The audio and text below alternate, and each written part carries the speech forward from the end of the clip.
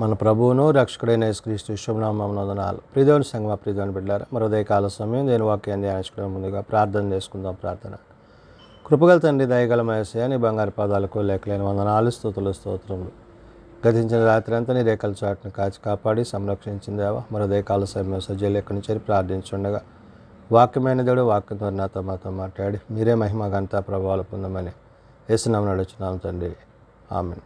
ప్రియదేవుని సంగమా, ప్రియదేవుని బిడ్డల నేడుదమకు ఏర్పాటు చేసిన దేని ఒక భాగము అపోస్తలుడైన పౌలు గలతీయులకు రాసిన పత్రిక 3వ అధ్యాయము 21 నుంచి 25 వచనాలు ధ్యానం చేసుకుందాము. అపోస్తలుడైన పౌలు గలతీయులకు రాసిన పత్రిక 3వ అధ్యాయము 21 నుంచి 25 వచనంలో ఈ విధంగా రాయబడినవి. ధర్మశాస్త్రము దేవుని వాగ్దానములకు విరోధమైనదా? అట్లనరాదు. జీవింపచేయ శక్తిగల ధర్మశాస్త్రము ఇయ్యబడి ఉన్న ఎడల వాస్తవముగా నీతి ధర్మశాస్త్రం మూలముగానే కలుగును గాని యేసుక్రీస్తునందలి విశ్వాస మూలముగా కలిగిన వాగ్దానము విశ్వసించు వారికి అనుగ్రహింపబడినట్లు లేఖనము అందరినీ పాపములో బంధించెను. మరి పౌలు గలతీ సంఘానికి పత్రిక రాస్తూ మరి ధర్మశాస్త్రము దాని యొక్క విధి విధానాలు, మరి దేవుని యొక్క ఆత్మ, దేవుని యొక్క కార్యాలు, ఇవి వాటి యొక్క ఉద్దేశాలను పౌలు ఇక్కడ గుర్తు చేశాడు. అంటే ఈ ధర్మశాస్త్రము రాకమునిపే దేవుడు వాగ్దానాన్ని చేశాడు కాబట్టి ఆ వాగ్దానానికి మరి వాగ్దాన పుత్రులుగా దేవుడు తన ప్రజలను ఏర్పరచుకున్న విధానాన్ని బట్టి భక్తుడైన పౌలు ధర్మశాస్త్రము దేవుని యొక్క ఉద్దేశాలకు ఏమాత్రమో విరోధమైంది కాదు, కానీ నీతి న్యాయములను తెలియజేసేదే తప్ప అది విశ్వాసములోనికి నడిపించదు. కాబట్టి పౌలు అంటున్నాడు ఇక్కడ, ధర్మశాస్త్రము దేవుని వాగ్దానములకు విరోధమైనదా? కాదు. అంటే వాగ్దానానికి విరోధమైంది కాదు, కానీ ధర్మశాస్త్రం యొక్క ఉద్దేశం ఏంటి? మంచి చెడులు అది తెలియజేసేదిగా ఉంది. అట్లనరాదు. జీవింపచేయ శక్తిగల ధర్మశాస్త్రము ఇయ్యబడి ఉన్న ఎడల అంటాడు. అంటే ఈ ధర్మశాస్త్రం ఏం చేస్తుంది? నీతి న్యాయాలు చెప్తుంది, కానీ జీవింపజేసే శక్తి అంటే జీవాత్మ దానికి లేదు.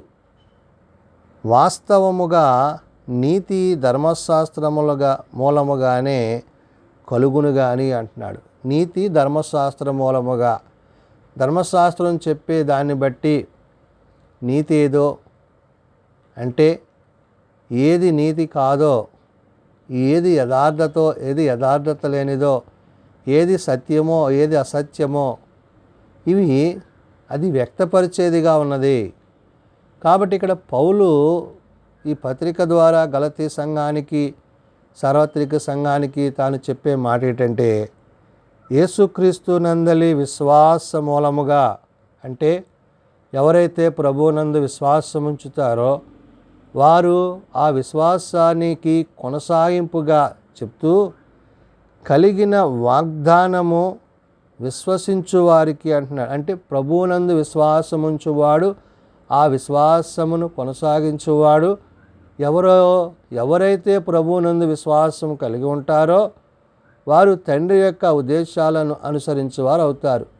తండ్రి చిత్తాన్ని జరిగించిన తన కుమారుడైన క్రీస్తు యొక్క మాటను బట్టి ఇక్కడ పౌలు చెప్తున్న మాట ఏంటి?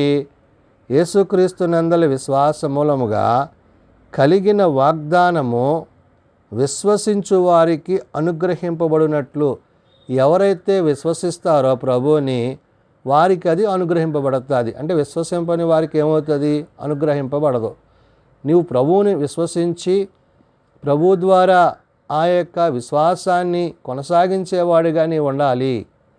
ధర్మశాస్త్రము నీతి న్యాయములను గూర్చి, సత్యాసత్యాలను గూర్చి తెలియజేసేదే తప్ప నిన్ను అది యథార్థవంతుని చేయలేదు.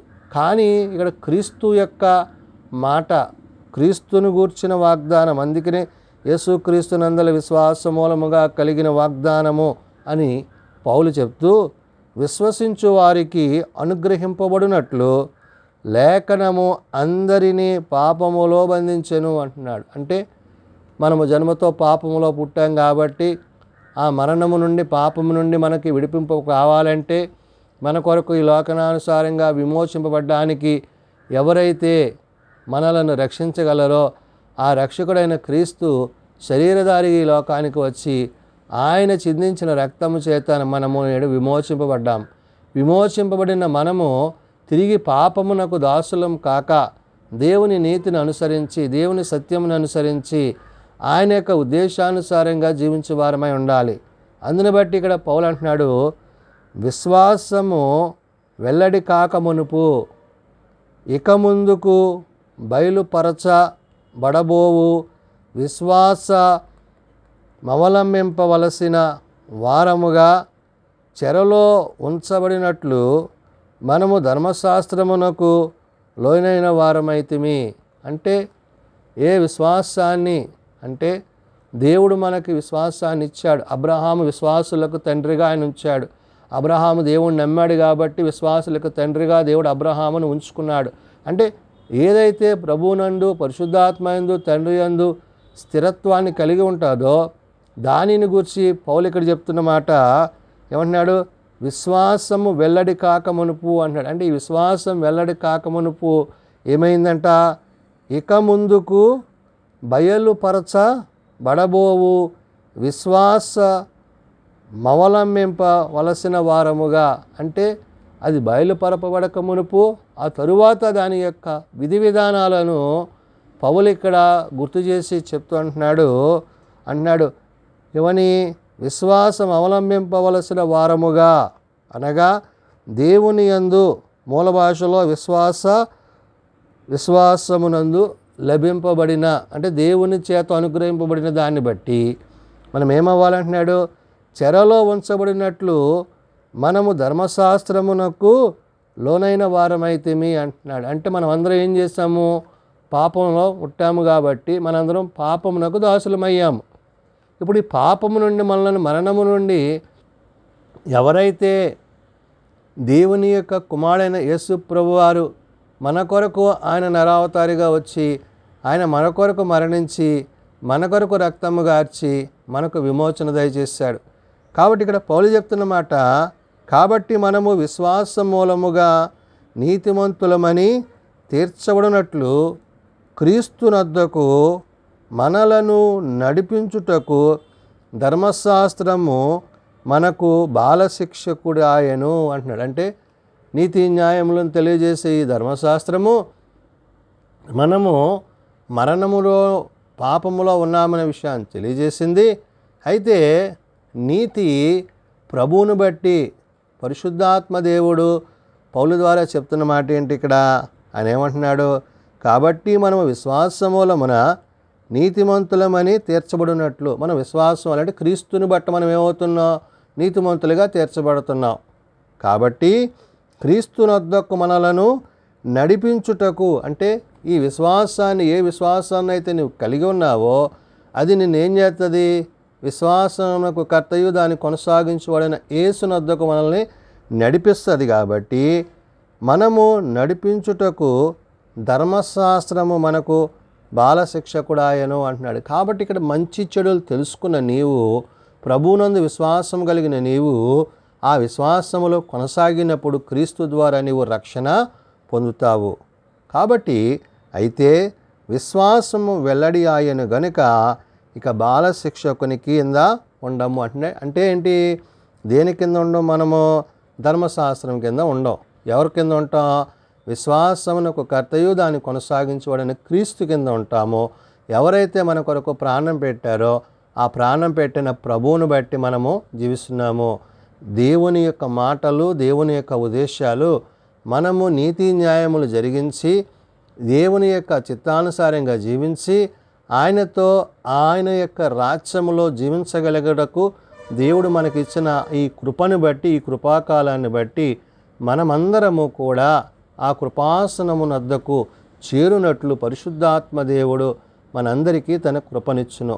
కాబట్టి ధర్మశాస్త్రం ఏదైతే చేయలేకపోయిందో దాన్ని ప్రభువు విశ్వాస మూలముగా జరిగించి ఆ విశ్వాసమునకు మనల్ని నడిపించారనే విషయాన్ని పౌలు ఆనాడు గలతీ సంఘానికి, నేడు సార్వత్రిక సంఘానికి తెలియజేస్తున్న మాటలు. ప్రార్థన చేసుకుందాం.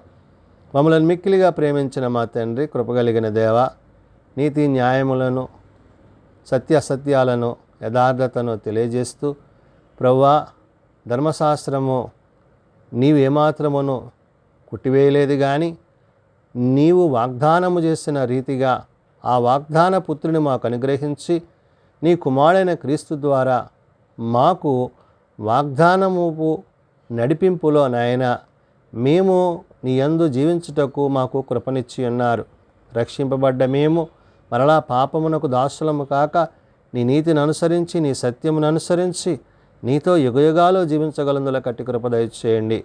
బలహీనలను బలపరచండి, రోగులను స్వస్థపరచండి, హాస్పిటల్స్ వద్ద, ఇండ్ల వద్ద పడి ఉన్న వారిని లేవనెత్తి కృప చూపించండి. చిన్నబిడ్డలు, యవనులు, పెద్దలు, వృద్ధులు ప్రతి వారిని వారి వారి తరగతుల చెప్పున ఆశీర్వదించి దీవించండి. దిన పరిచర్యల్లో, సేవలో నీ సన్నిధి మాపై నుంచమని, కుటుంబాల మధ్య, భార్యాభర్తల మధ్య, మరి ఎవరైతేనైనా ఆర్థిక ఇబ్బందులు ఉన్నారో వారి మధ్య, వారి అవసరతల్లో నీ సహాయం అనుగ్రహించి వారి ప్రార్థనలు అంగీకరింపజేసుకొనిమని, మహిమ ఘనత ప్రభావాలు మీరే పొందుకొనిమని, మీరు ఆకడికే మమ్మల్ని సిద్ధపరచుమని యేసునామమున అడుగుచున్నాం తండ్రి, ఆమేన్. పరలోకమందున్న మా తండ్రి, నీ నామం పరిశుద్ధపరచబడుగాక, నీ రాజ్యం వచ్చుగాక, నీ చిత్తం పరలోకమందు నెరవేర్చినట్లు భూమి మీద నెరవేరుగాక. మా నింద నా నీడ మాకు దయచేయము. మళ్ళీ అపరాధం చేసిన వారిని మేము క్షమించి ఉన్న ప్రకారం మా అపరాధములను క్షమించము. శోధనలో ఏకాదశులను తప్పించము. రాజ్యము, శక్తి, మహిమ నిరంతరము నీవేనవు తండ్రి, ఆమేన్. మన పరమ తండ్రి అయిన దేవుని ప్రేమ, ప్రభు అయిన యేసుక్రీస్తు కృప, పరిశుద్ధాత్మనిత్య సహాయము నిరంతరము సదా తోడయండి సంరక్షించునుగాక, ఆమేన్.